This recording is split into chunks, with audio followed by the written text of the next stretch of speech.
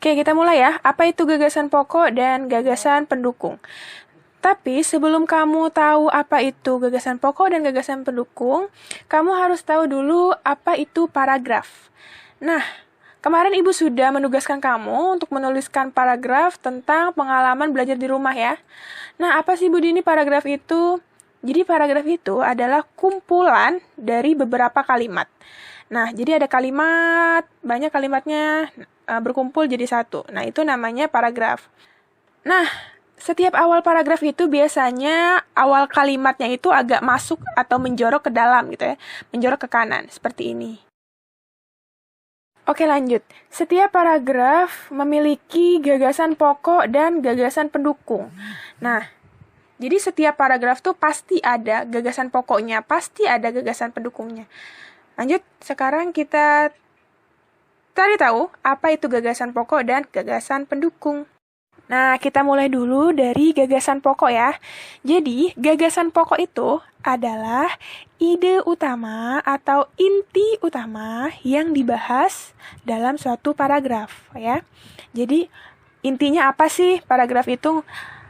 Paragraf itu ngomongin tentang apa sih? Gitu ya. Nah, gagasan pokok itu bisa disebut juga ide pokok atau bisa disebut juga gagasan utama. Terus bisa disebut juga ide utama, bisa disebut juga pokok pikiran. Jadi, gimana sih Bu cara menemukan gagasan pokok? Nah, gagasan pokok itu dapat ditemukan dengan cara melihat dulu kalimat utamanya. Nah, kalimat utama ini bisa terletaknya di awal paragraf, bisa juga di akhir paragraf, bisa juga campuran antara awal dan akhir. Tetapi, biasanya kalimat utama itu pasti seringnya itu berada di awal paragraf. Kalau misalnya pun ada di akhir, itu cirinya tuh ada kata jadi, ada kata oleh sebab itu, ada kayak kata-kata yang menyebutkan kesimpulan. Ya, itu untuk yang akhir. Tapi biasanya, paling seringnya itu kalimat utama itu ada di awal paragraf atau awal kalimat. Coba kita langsung ke contohnya saja ya. Nah, ini ada sebuah paragraf ya. Di sini Ibu bacakan, buah tomat memiliki banyak manfaat untuk tubuh. Buah tomat dapat dijadikan sebagai masker wajah. Tomat juga dapat dimanfaatkan untuk menjaga kesehatan kulit. Selain itu, tomat juga bisa membantu mencegah kanker dan untuk kesehatan jantung. Nah, kira-kira ini kalimat utamanya yang mana? Intinya tuh yang mana? Ini paragraf lagi ngomongin apa? Gitu ya. Berarti, kalimat utamanya ada di awal paragraf ya, atau awal kalimat. Nah, jadi kalimat utamanya adalah buah tomat memiliki banyak manfaat untuk tubuh. Itu adalah kalimat utamanya. Sedangkan gagasan pokoknya itu adalah manfaat buah tomat, karena kita ngambil dari kalimat utamanya ini. Nah, jadi ini semua adalah tentang manfaat buah tomat. Itu adalah gagasan pokoknya. Jadi, gagasan pokoknya itu bisa kamu ambil dari inti kalimat utama. Seperti itu ya kira-kira.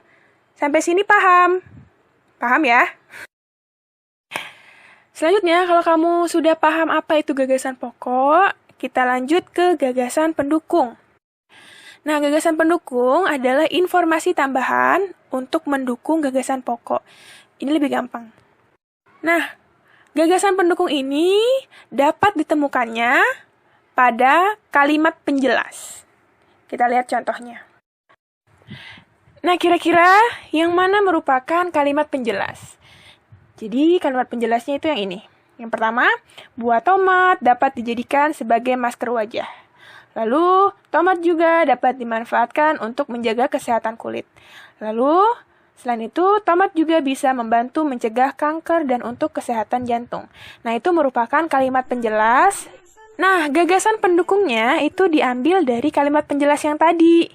Jadi, yang pertama, gagasan pendukungnya itu adalah manfaat tomat untuk wajah. Lalu yang kedua, manfaat tomat untuk kesehatan kulit. Nah, yang ketiga, manfaat tomat untuk mencegah kanker dan kesehatan jantung. Nah, seperti itu ya.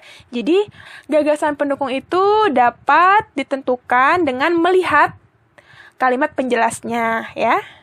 Oke, jadi kesimpulan dari pelajaran hari ini, gagasan pokok itu adalah inti dari teks atau dari paragraf.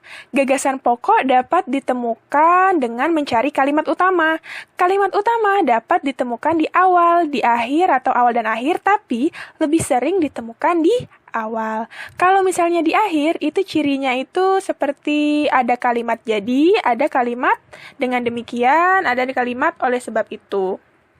Lalu bagaimana dengan gagasan pendukung? Kalau gagasan pendukung itu adalah informasi tambahan dari suatu paragraf. Nah, gagasan pendukung itu bisa ditemukan dengan cara melihat dulu kalimat penjelasnya. Jadi kalau sudah ketemu kalimat penjelasnya, baru dibuat gagasan pendukungnya. Tentang bagian-bagian telinga dan proses mendengar bunyi. Selain itu, kita juga akan membahas tentang gangguan pada indera pendengaran dan cara merawat indera pendengaran atau telinga kita. Kita mulai yang pertama ya. Telinga dibagi menjadi 3 bagian besar, yaitu telinga luar, telinga tengah, dan telinga dalam. Telinga luar terdiri dari yang pertama, daun telinga berfungsi menangkap getaran bunyi. Yang kedua, lubang telinga berfungsi meneruskan bunyi ke telinga tengah. Yang ketiga, liang telinga. Di dalamnya terdapat rambut halus yang berfungsi menghalangi debu dan air yang masuk ke telinga. Pada bagian ini juga terdapat kelenjar minyak dan kelenjar keringat. Sekarang kita masuk ke bagian telinga tengah. Bagian telinga tengah ini ada 2, yaitu yang pertama adalah gendang telinga. Fungsinya menerima getaran bunyi dari daun telinga dan meneruskannya ke tulang-tulang pendengaran. Yang kedua, tulang-tulang pendengaran. Fungsinya meneruskan getaran bunyi ke koklea. Tulang-tulang pendengaran ini ada 3, yaitu martil, landasan, dan sanggurdi. Sekarang kita melihat telinga dalam. Yang pertama, saluran setengah lingkaran. Saluran setengah lingkaran ini berfungsi membantu dalam mempertahankan keseimbangan tubuh. Yang berikutnya adalah koklea. Koklea berfungsi menerima dan meneruskan getaran bunyi ke saraf pendengaran. Koklea sering juga disebut sebagai rumah siput. Yang berikutnya, saluran eustasius. Saluran ini berfungsi menghubungkan ruang telinga tengah dan faring. Faring itu sendiri adalah bagian yang menghubungkan mulut dengan kerongkongan.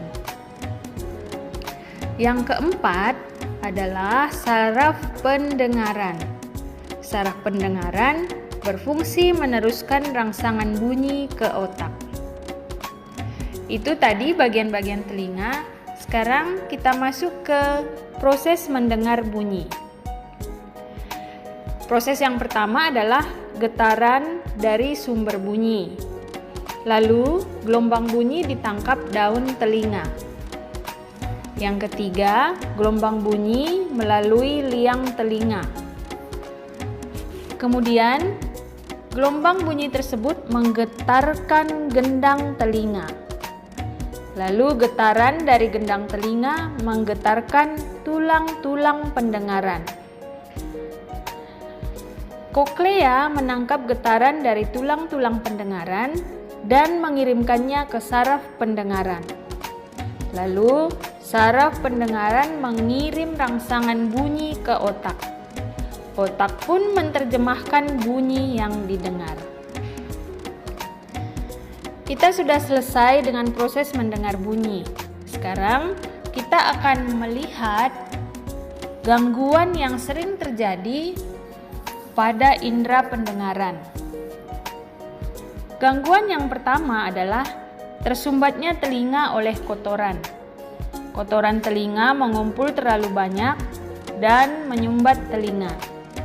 Yang kedua, vertigo.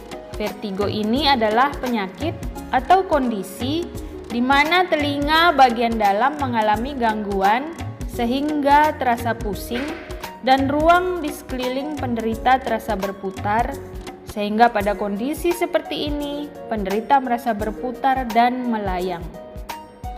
Gangguan yang ketiga adalah luka telinga. Luka telinga ini bisa diakibatkan luka pada bagian luar telinga, di mana bagian ini sudah terinfeksi dan mengeluarkan nanah. Yang keempat, tuli, yaitu tidak dapat mendengar karena gangguan pada penghantaran getaran suara. Sekarang kita membahas tentang cara merawat indera pendengaran. Ada beberapa hal yang dapat kita lakukan, yaitu tidak menggunakan cotton bud untuk membersihkan telinga, mengunyah makanan dengan baik, menjaga kebersihan lingkungan sekitar, tidak menggaruk telinga jika gatal, konsultasi pada dokter jika telinga terasa sakit atau infeksi, menutup telinga ketika di perjalanan udara, membersihkan daun telinga dengan baby oil, melakukan terapi lilin, dan tentu saja melakukan perawatan rutin.